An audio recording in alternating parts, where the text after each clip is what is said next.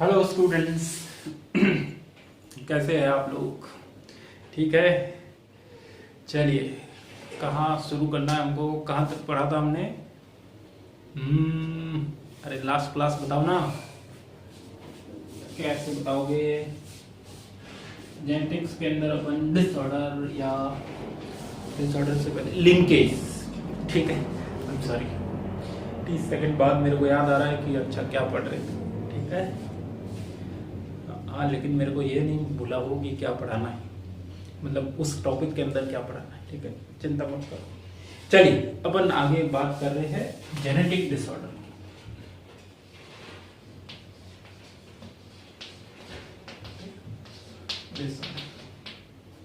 जो भी स्टार्टिंग से जेनेटिक्स पढ़ रहे हैं उनको मेरा सजेशन कि जेनेटिक्स है वो अब 3 या 4 लेक्चर की और बचेगी अपनी। ठीक है, एनसीईआरटी के अंदर जो जो टॉपिक दिए प्लस उनको अपन ने एलेबोरेट करके जितना पढ़ा है नीट लेवल पे, उसके अलावा कुछ एडिशनल टॉपिक भी है जो एनसीईआरटी ने तो इंक्लूड नहीं किए हैं लेकिन मॉड्यूल के अंदर तुमको दिखेंगे। ठीक है, उनका सिर्फ अपन इंट्रोडक्टरी पार्ट लेंगे। जो जेनेटिक डिसऑर्डर है they are broadly divided into 2 categories. First one is Mendelian disorder. Mendelian disorder. Second category is chromosomal disorder. Okay? तो इनके अंदर हल्का सा डिफरेंस है दोनों जेनेटिक मटेरियल में चेंज हो रहे हैं, इनहेरिट भी कर रहे हैं अगली जनरेशन के अंदर, पर हल्का सा change. Mendelian disorder are caused due to alteration in single gene. Alteration in single gene. जबकि जो क्रोमोसोमल डिसऑर्डर है they are caused by change in chromosome number. ठीक है, पूरा का पूरा क्रोमोसोम ही कम ज्यादा हो जाए। ठीक है, 46 की जगह 45 क्रोमोसोम हो जाए, या फिर चेंज इन क्रोमोसोम स्ट्रक्चर, किसी क्रोमोसोम का कोई पार्ट टूट जाए, डबल हो जाए, 180 डिग्री रोटेट हो जाए, या फिर किसी और क्रोमोसोम पे चला जाए। इस तरीके के जो चेंजेज होंगे वो इंक्लूड होंगे इन क्रोमोसोमल डिसऑर्डर। ठीक है, तो genetic disorder broadly divided into 2 category, Mendelian disorder and chromosomal disorder. ठीक है, तो अपन बारी बारी से आज की क्लास में इनके बारे में बात कर लेंगे, कल की क्लास में इनके बारे में बात करेंगे। ठीक है, नोट करो जल्दी।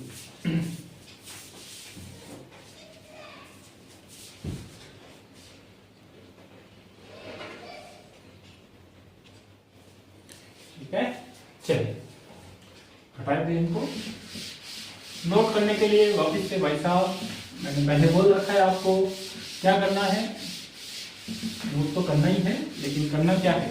करना ये है कि पॉइंट वाइज नोट करना है और अभी का अभी नोट करना है, बाद के भरोसे नहीं बैठना। अब वापस से अपन मेंडेलियन डिसऑर्डर के टाइप्स की अगर बात करें, ठीक है, तो they are further divided into 2 types. First one is sex linked disorder, जो अपन ने कल लिखा भी था। ठीक है, उन्हीं में से कुछ कुछ एग्जांपल है जो हमको याद करने हैं। और दूसरे वाले जो ऑटोसोमल है, कल बताया था कि हमारी बॉडी के अंदर 2 टाइप के क्रोमोसोम है। एक सेक्स क्रोमोसोम, ये इंफॉर्मेशन एडिशनल है, कहीं पर ऐड कर देना। सेक्स क्रोमोसोम या फिर क्या बोला जाता है, एलोसोम। और second one is non sex chromosome, जिनको बोला जाता है ऑटोसोम। ठीक है साहब, तो ऐसे डिसऑर्डर जो सेक्स क्रोमोसोम पर प्रेजेंट जीन में ऑल्टरेशन या चेंज होने की वजह से हो रहे हैं, they are known as sex link disorder जो ऑटोसोम पे, नॉन सेक्स क्रोमोसोम पे प्रेजेंट जीन में डिसऑर्डर होने की वजह से हो रहे हैं, they are known as autosomal disorder. ठीक है, चलिए अब आगे बढ़ते हैं अपन। इसको हटा देते हैं यहां से, क्योंकि अपने को कुछ एग्जांपल याद करने पड़ेंगे। चलिए, sex link disorder are further divided into 2 categories. कल बात भी किया था अपन, एक्स लिंक्ड और वाई लिंक्ड। ठीक है, तो एक्स लिंक्ड कौन कौन से पढ़ने हैं और वाई लिंक्ड कौन कौन से पढ़ने हैं। देखो, हमको पढ़ना है हीमोफीलिया, हमको पढ़ना है कलर ब्लाइंडनेस, बहुत छोटे छोटे से डिसऑर्डर है, मतलब डिसऑर्डर तो बहुत बड़े बड़े हैं, लेकिन हमारे कोर्स में इनका जो पार्ट है वो बहुत छोटा छोटा, एक एक पैराग्राफ के बारे में लिखा होगा। हाँ, इनके ऊपर कुछ क्वेश्चंस होते हैं, उनको अपन देखेंगे। हीमोफीलिया, कलर ब्लाइंडनेस और muscular dystrophy.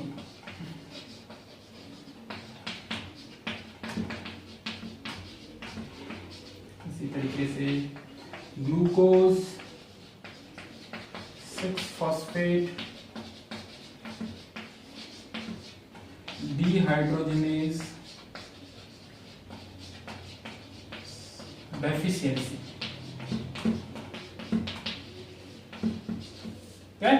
Glucose six phosphate dehydrogenase deficiency। इसके अंदर भी 2, TDF और दूसरा क्या है, हाइपरट्राइकोसिस। कल में इसके नाम में थोड़ा सा कंफ्यूजन हो रहा था, तो इसका नाम अगर नहीं लिखा था तो ठीक कर देना, हाइपरट्राइकोसिस। ठीक है, ऑटोसोमल के अंदर हमको क्या क्या पढ़ना है। ऑटोसोमल के अंदर देखो, पहला सिकल सेल एनीमिया, दूसरा थैलेसीमिया, तीसरा sickle cell anaemia, thalassaemia, फिनाइलकीटोन्यूरिया,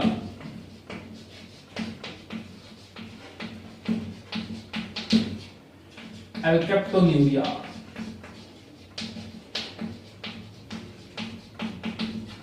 albinism,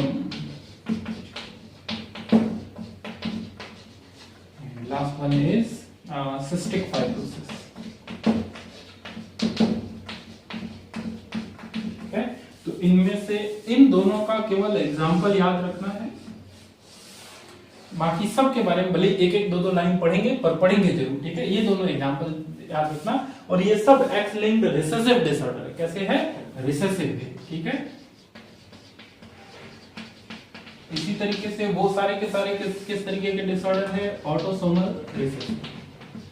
ठीक है, डोमिनेंट के बारे में कोई डिस्कशन नहीं है, इसलिए हम उनके एग्जाम्पल भी नहीं लिख रहे हैं, उनके बारे में भी नहीं पढ़ेंगे। टेबल बनाइए जल्दी से, चलो चार्ट। ठीक है, चल, तो भारी ऐसा तो नहीं लग रहा 11 सारे, इतना सारा कब याद होगा, कुछ नहीं, बहुत आसान आसान से डिसऑर्डर है। इनके ऊपर जो न्यूमेरिकल्स होते हैं या न्यूमेरिकल क्या जेनेटिक प्रॉब्लम्स है, उनको अपन डिस्कस करेंगे डिटेल में, बाकी तो आसान है।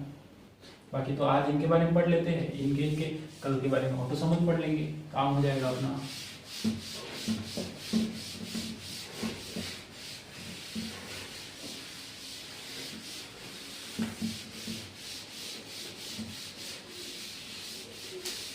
अभी देखो, ऐसा लगेगा कि बस इतना ही। पहला डिसऑर्डर है कलर ब्लाइंडनेस। अरे कलर ब्लाइंडनेस पहले ले लिया गया, चलो हीमोफीलिया के बारे में बात करनी थी। ठीक है, कलर ब्लाइंडनेस। कलर ब्लाइंडनेस जो है disorder, that is x linked recessive. ये तो हमने पहले ही लिख दिया है, कैसा डिसऑर्डर है, एक्स लिंक्ड रिसेसिव डिसऑर्डर है। इसके अंदर क्या होता है, person is not able to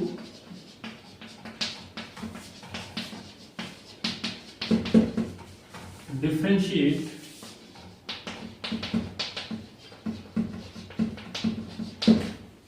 primary colours. ठीक है, कौन कौन से, रेड, ब्लू, ग्रीन। ठीक है, तो इन कलर्स के अंदर डिफरेंशिएट नहीं कर पाता। ऐसा नहीं कि कोई लाल कपड़ा पहन के आ रहा है तो उसको ग्रीन दिख रहा है ऐसा नहीं, ठीक है। अगर रेड ग्रीन एक ही जगह पे प्रेजेंट है तो उनकी बाउंड्री जो है वहां पे थोड़ा सा पूरी तरीके से सेपरेट उसको शायद नहीं पता लग पाएगा, ठीक है। तो रेड ब्लू ग्रीन के अंदर डिफरेंस नहीं कर पाता, सिंपल, बस इतना ही डिसऑर्डर है।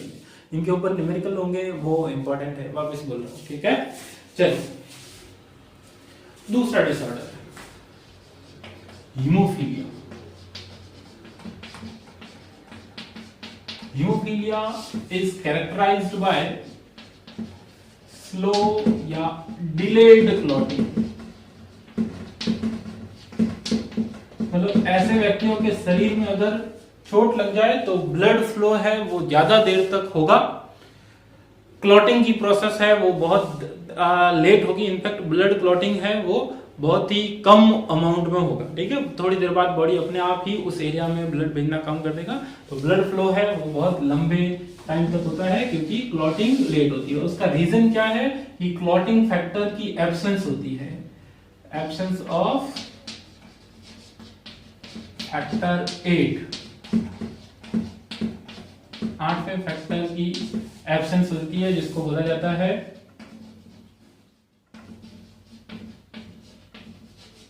Royal disease. क्यों बोलते हैं अभी अपन बात करेंगे। और ब्लीडिंग होती है लंबे टाइम तक, ब्लीडर्स डिजीज, ठीक है। दूसरा एक और टाइप है जिसको बोलते जिसमें होता है एब्सेंस ऑफ फैक्टर 9, और 9 फैक्टर का नाम है क्रिसमस फैक्टर, क्रिसमस फैक्टर, बस, ठीक है। तो रॉयल डिजीज इसको बोला जाता है हीमोफीलिया ए। जो रॉयल डिजीज है हीमोफीलिया ए।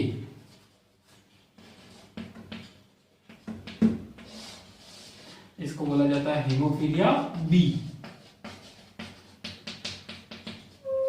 ठीक है। तो haemophilia A due to absence of factor 8 और haemophilia A due to absence of factor 8 और haemophilia B due to absence of factor 9। Factor 9 का क्या है, क्रिसमस फैक्टर नाम है। अब इसको रॉयल डिजीज इसलिए बोल रहे हैं क्योंकि क्वीन विक्टोरिया की फैमिली,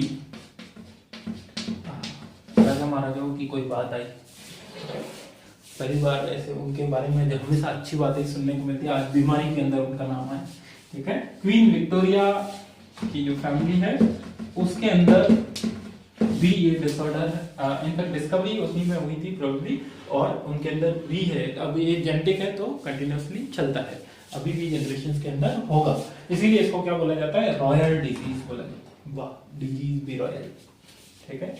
रॉयल हेरिटेज गार्डन तो तुमने सुने थे, रॉयल डिजीज, रॉयल डिजीज होने से कोई रॉयल नहीं हो जाएगा, ठीक है।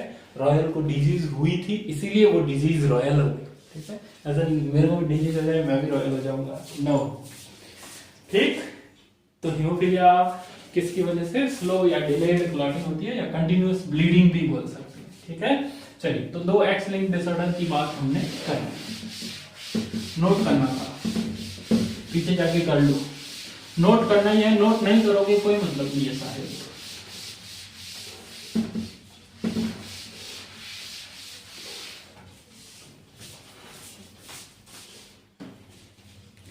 अगली बात स्लो या डिलेड क्लॉटिंग, अगली बात हमारी आ गई Y linked disorder.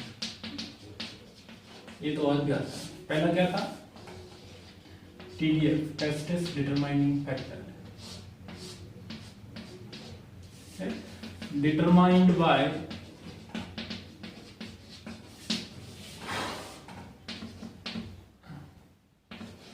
SRY gene on Y chromosome, ठीक है। उसके अंदर चेंजेस होने की वजह से ऐसा होता है, ठीक है। नेक्स्ट,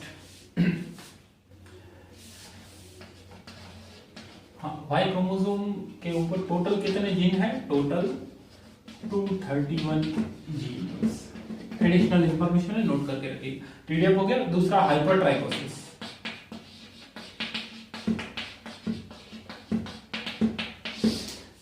हाइपरट्राइकोसिस।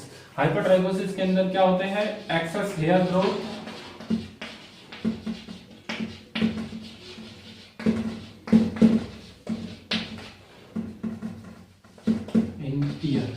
ठीक है, आदमी और कानों में बहुत सारे बाल बहुत ही भद्दे लगते हैं, लगते हैं तो लगते हैं, आके क्या कर लोगे, ठीक है। तो ये तो डिसऑर्डर तो आसान थे, डिसऑर्डर तो केवल रीजन और कैरेक्टर, कहीं पे केवल कैरेक्टर है, कहीं पे केवल रीजन है। जैसे कलर ब्लाइंडनेस का जो है वो केवल कैरेक्टर दिया हुआ है कि उसके अंदर क्या दिक्कत होती है हमको, ये नहीं बोला गया किस वजह से हो रही है।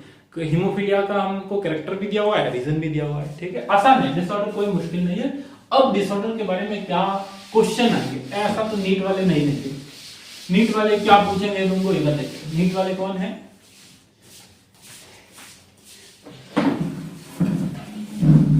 वैसे भी आजकल कम्युनिटी बहुत तेजी से टूटती है, कोई टिकटॉक वाला हो जाता है, कोई यूट्यूब वाला हो जाता है, ठीक है। जाति धर्म की तो बात ही छोड़ दो, ऐसी बातें करने वाले को ही परेशान कर दिया जाता है, अपन भी नहीं करेंगे, I am the smart guy. हाँ ठीक, चलिए ये हो गया। हाँ अब देखो एक्स लिंक्ड डिसऑर्डर के केस में क्या होगा, फीमेल के केस में थोड़ा सा फायदा है, ठीक है, मेल को नुकसान ज्यादा है, ठीक है, ऊपर लिख देना एक्स लिंक्ड डिसऑर्डर्स।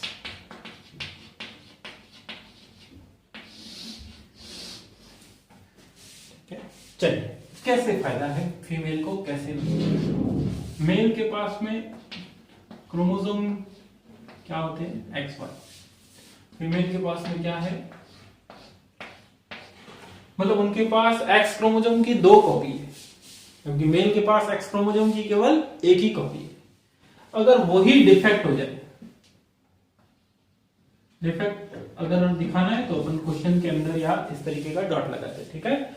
तो डिसऑर्डर डिफेक्ट हो जाए एक ही एक्स क्रोमोसोम की कॉपी के अंदर, तो मेल कैसा हो जाता है, अफेक्टेड या डिजीज, ठीक है। चलिए, और अगर वो एक कॉपी सही सलामत है तो मेल कैसा बोलेंगे, नॉर्मल मेल। नॉर्मल मेल किसके लिए, एक्स लिंक्ड डिसऑर्डर के लिए। बाकी का काम क्या है वो नहीं जानना, ठीक है, कि बाकी नॉर्मल सब नॉर्मल, ठीक है। अब फीमेल के अंदर देखो, फीमेल के पास 2 एक्स क्रोमोसोम की कॉपी है, तो एक्स अगर दोनों कॉपी है, ठीक है, कोई प्रॉब्लम नहीं उनमें, तो भी फीमेल नॉर्मल है। अगर एक कॉपी डिफेक्टिव हो जाए और एक कॉपी नॉर्मल हो, तो भी फीमेल बॉडी में इतनी दिक्कत नहीं होगी, वो भी नॉर्मल ही दिखेगी, उसको भी डिजीज के सिम्टम्स नहीं दिखेंगे, क्योंकि दूसरी कॉपी जो है वो नॉर्मल है, वो सही सलामत है, उसकी वजह से बॉडी में दिक्कत नहीं होगी। तीसरा केस, अगर दोनों कॉपी डिफेक्टिव होगी तब जाके फीमेल अफेक्ट होगी। बात समझ में आ रही है कि नहीं आ रही, ठीक है। फीमेल के पास 2 कॉपी है एक्स क्रोमोसोम की, दोनों में डिफेक्ट होगा तब दिक्कत होगी, अदरवाइज नॉर्मल की तरह बिहेव करेगी। लेकिन समझ करो, मैं तुमको एक क्वेश्चन देता हूं, इधर a normal man Mary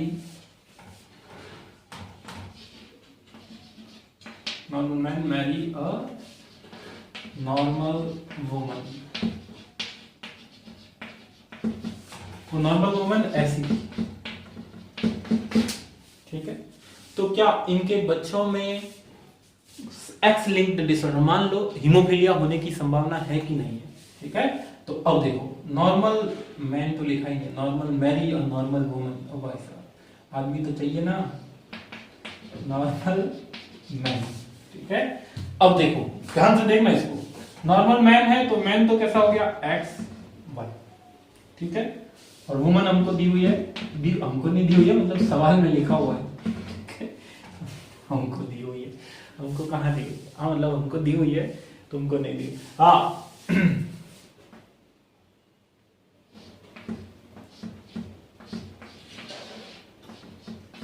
Y,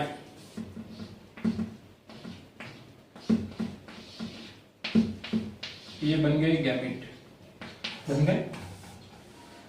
संभावना देखो नीचे तक दिख रहा है, मैं एक सेकंड रिकॉर्डिंग चेक करता हूँ। हाँ दिख रहा है, काम हो जाएगा अपना। दिख रहा है, थोड़ा सा पीछे रख लेते हैं और काम करते हैं अपन।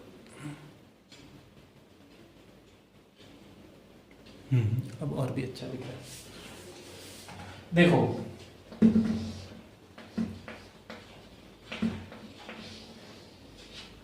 ठीक है।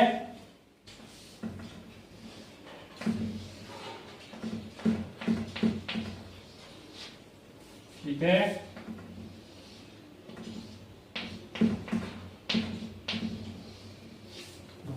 यही के सबसे ज्यादा नुकसान।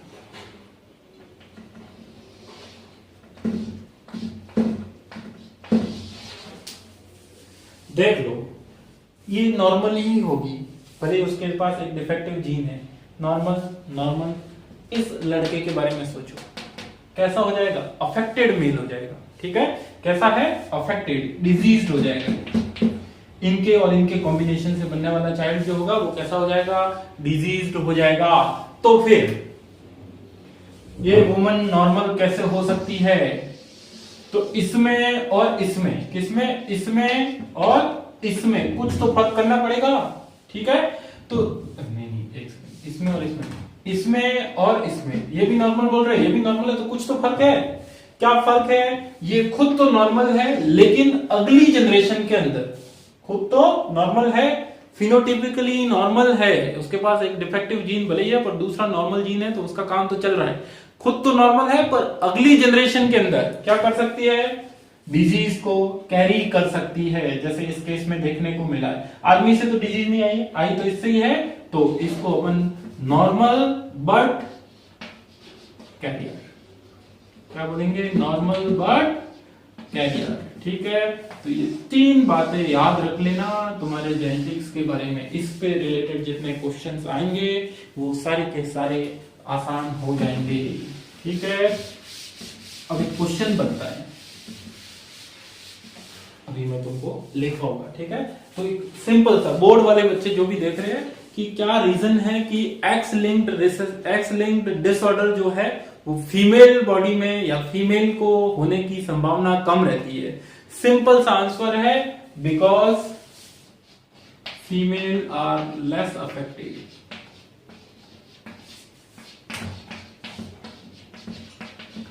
Because they have two copy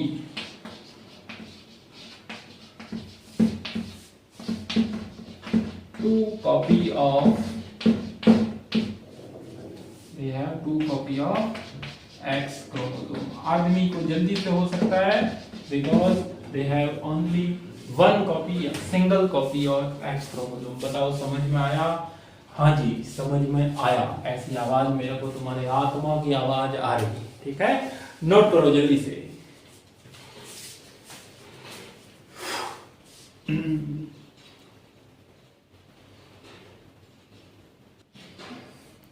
चल अब सवालों की तरफ बढ़ते हैं।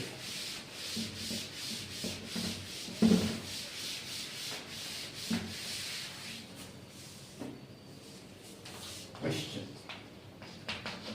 if a colorblind man marries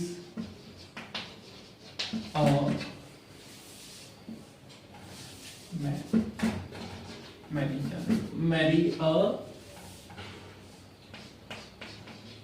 normal woman,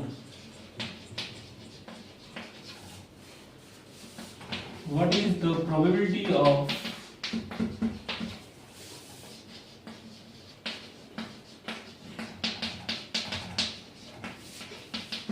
having colorblind child?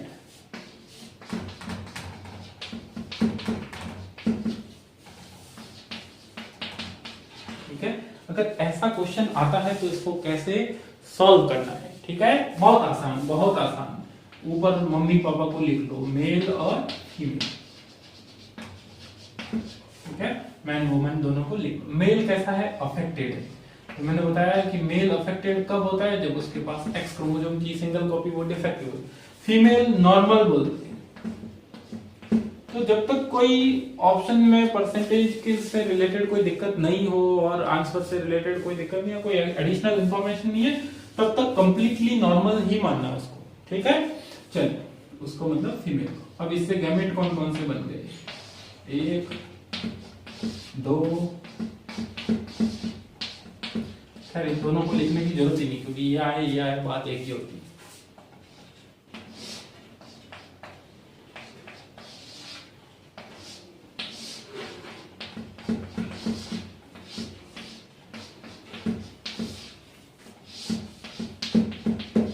क्या कोई अफेक्टेड चाइल्ड आया? नहीं।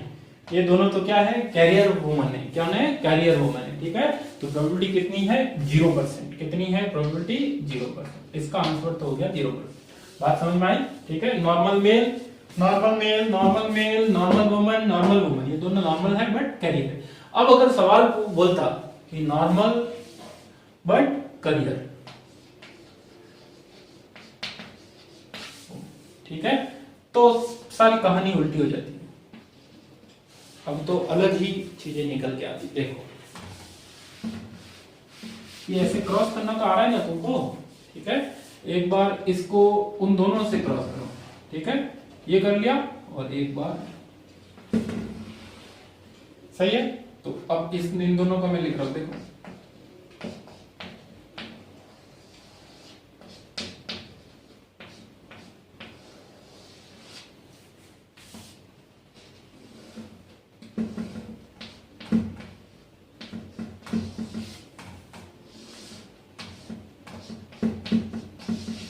कितने बच्चे अफेक्टेड होंगे, ये डिजीज, ये भी डिजीज, ये नहीं होगी। ठीक है, तो कितने परसेंट आ जाएंगे, 50%। दूसरे सवाल का आंसर अगर करियर लिखा हुआ हो तो कितना परसेंट आ जाएंगे, 50% आ जाएंगे। ठीक है, चलिए अब अगर तुमको इसी सवाल में पूछ लेते कि percentage of affected daughter, percentage of affected daughter, तो क्या जवाब देते तुम? तो परसेंटेज ऑफ अफेक्टेड डॉटर 25% की 50%? पहले तो ये बताओ टोटल लड़कियां कितनी, 2, 2 में से अफेक्टेड कितनी, 1, तो 2 में से 1 मतलब 50%। अफेक्टेड मेल चाइल्ड या अफेक्टेड बॉय कितना हो जाएगा, टोटल 2 लड़के उसमें से 1 अफेक्टेड, तो 50%। तो बात समझ में आती है, सवाल क्या पूछ रहा है उसके बेसिस पे हमको जवाब देने हैं। ठीक है, चलो हटा दो इसको, मैं प्रैक्टिस कीजिएगा इन क्वेश्चंस की, काम आसान होगा।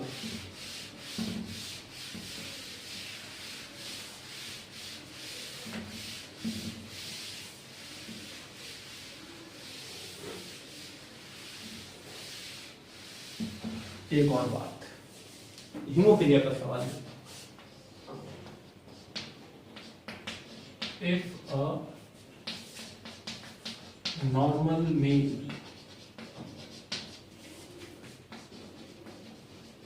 marries a hemophilic woman,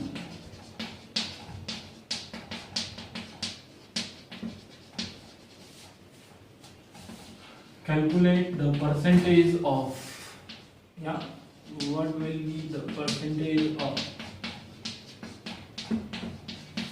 affected child? Okay, आसान। मेल ऑर्गेनिज्म कैसा है, नॉर्मल, तो मेल के अंदर तो और बिल्कुल क्लियर कि ऐसा है। वुमेन के बारे में भी एकदम क्लियर लिखा हुआ है, हेमोफिलिक। ठीक है, चलिए गैमेट बनाओ। एक गैमेट बनाओगे तो भी चल जाएगा, पर तुम्हारी खुशी के लिए, तुम्हारी इच्छा की पूर्ति के लिए मैं 2-2 गैमेट बना के कर लेता हूं। क्यों एक, क्योंकि दोनों एक ही टाइप के तो है।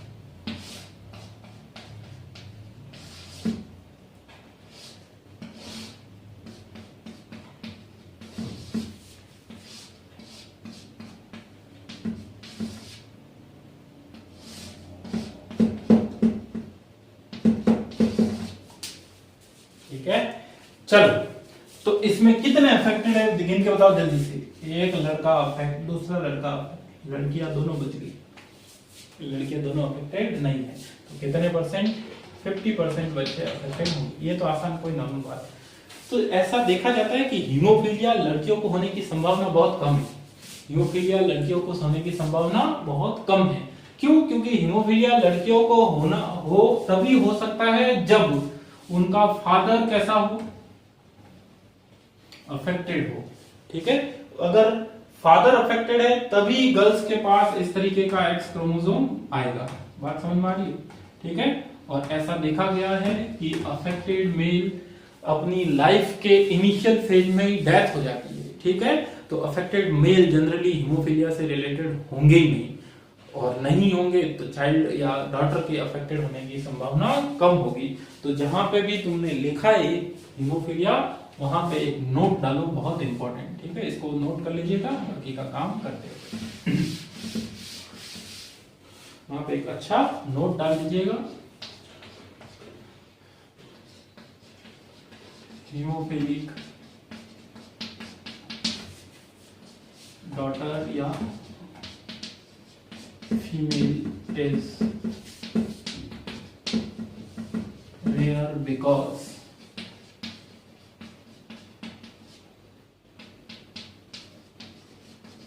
our mother should be at least career। ठीक है, नॉर्मल हो तो भी करियर तो हो, कम से कम हो, तभी at least carrier. And father should be haemophilic.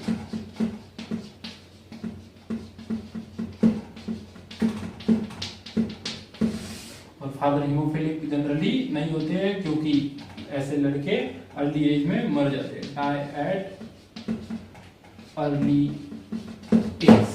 तो ये क्वेश्चन पूछ सकते हैं, बोर्ड लेवल पे भी पूछा जा सकता है, कोई अगर अच्छा टीचर होगा तो, नहीं तो कंपटीशन में ऑब्जेक्टिव क्वेश्चन में लिखेगा हीमोफीलिया डॉटर को होने की संभावना कम क्यों है। क्योंकि उसके लिए दो कंडीशन है। पहली चीज तो उसकी मदर या तो अफेक्टेड हो, खुद मदर खुद हीमोफिलिक हो, या फिर कम से कम वो करियर हो। और दूसरा, उनके फादर को कैसा होना पड़ेगा, हीमोफिलिक। जनरली देखा गया है कि हीमोफिलिक जो लड़के होते हैं, तो लड़का ही तो फादर बनेगा आगे चल।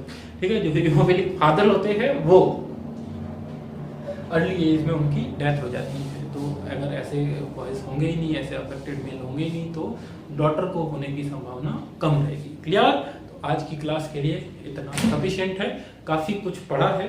तुम्हारे लिए नया हो तो थोड़ा सा कॉम्प्लिकेटेड लगेगा, कोई दिक्कत हो तो कमेंट में लिखिएगा।